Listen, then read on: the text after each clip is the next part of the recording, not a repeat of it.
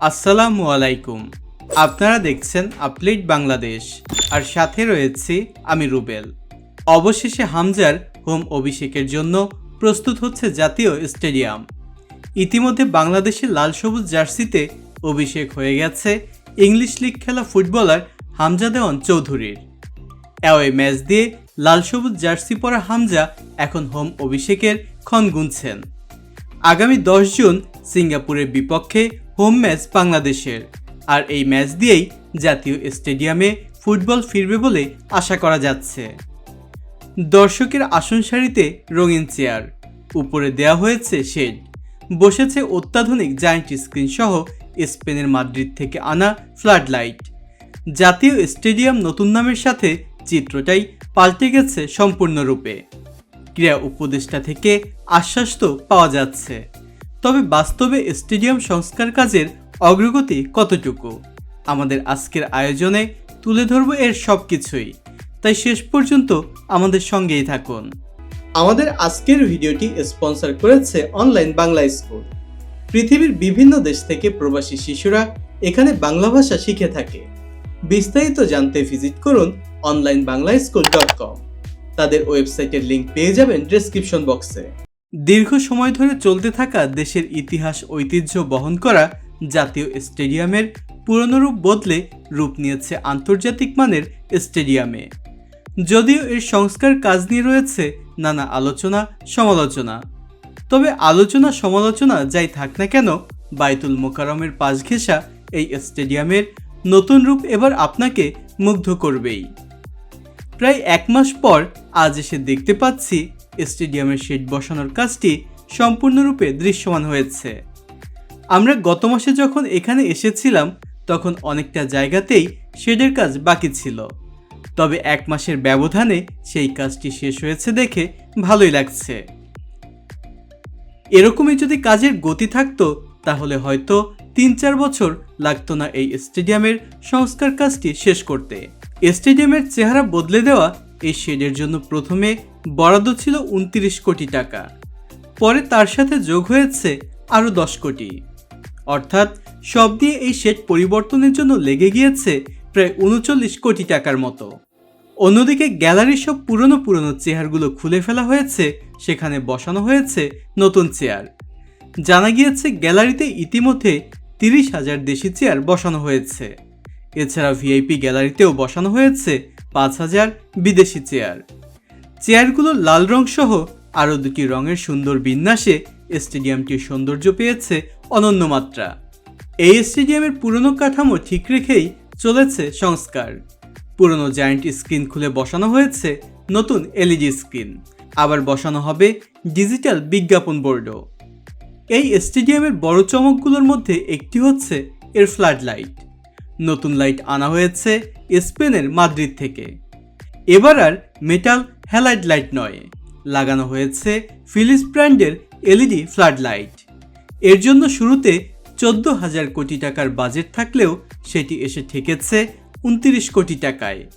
ইতিমধ্যে টাওয়ারে বসেছে ফ্লাড লাইটগুলো, তবে এখানেও আছে কিছুটা বিপত্তি, কারণ ফ্লাড লাইটের টাওয়ারগুলো বেশ পুরনো, তাই লাইটের ভার নিতে পারবে না বলেই সব লাইট এখানে আপাতত বসছে না।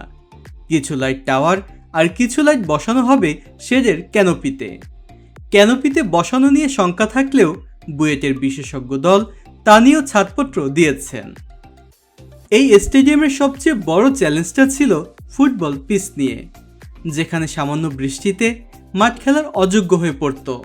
তাই বিদেশের ফর্মুলা অনুযায়ী প্রায় 14 ইঞ্চি পর্যন্ত মাটি উপড়ে ফেলে বিশেষ পদ্ধতিতে তৈরি করা হয়েছে এবারের ফুটবল পিচ, যেখানে হামজারা এবার দাপিয়ে বেড়াবে, জয় ছিনিয়ে নিয়ে আসবে ঘরের মাঠে।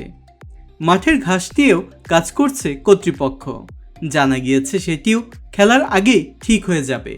তবে অনেকটাই অবাক করার ব্যাপার, ফুটবল মাঠের সংস্কারের জন্য বরাদ্দ ছিল মাত্র 6 কোটি টাকা, যা নিয়ে আপত্তি ছিল বাফুফের।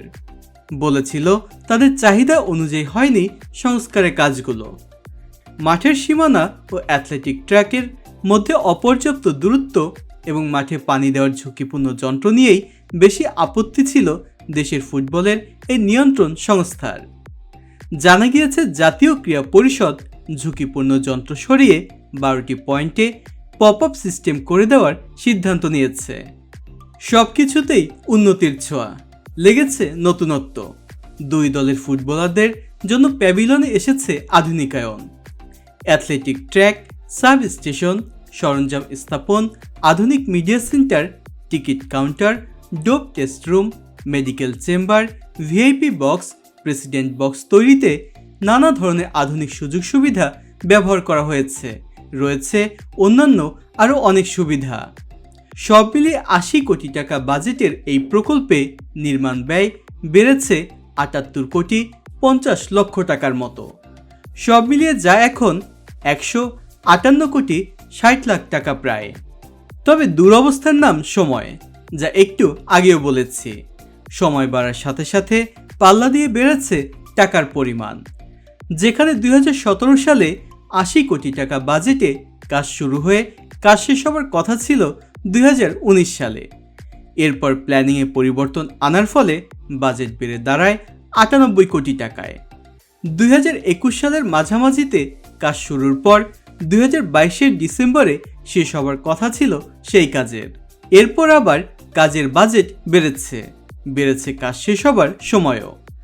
সর্বশেষ গত বছরের ডিসেম্বর পর্যন্ত সময় এবং বাজেট বাড়লেও এখনও বাকি আছে বেশ কিছু কাজ।